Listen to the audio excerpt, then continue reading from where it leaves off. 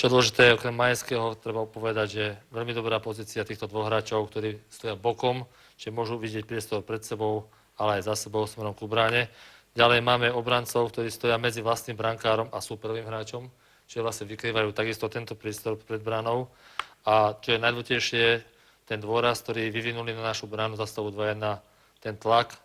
Nemci bol eliminovaní aj súbojmi, ako v tomto prípade uvidíme, veľmi dobrá práca. Odtlačil supera od brankára, čo sme nevideli prvej a druhej tretine práve obranca Ivan Majský. Tých protiútokov bolo menej tej tretej tretine. Jedna z možností, kedy mohli zaútočiť, boli v tomto priestore Nemci, keď náš hráč mal v držaní puk, ale keď si všimneme ľavú nohu nemeckého napadajúceho hráča, tak vkročí do priestoru, kde má náš hráč postavené obidve nohy, takou fajkou, takým hákom ho potiahne za seba.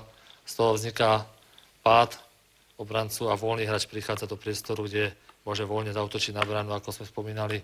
Skutočne náš brankár dneska v tej tretej tretine vlastne nás podržal, ten výstup bol stále 2-1 a veľmi dobrú prácu odvedol špičkou hokejky, keď zareagoval v tomto priestore Andrej Sekera a tú takú krátku prihrávočku do strany vypichol a tým sme mali ten stav stále na dostrel, na to sa bol 2-1.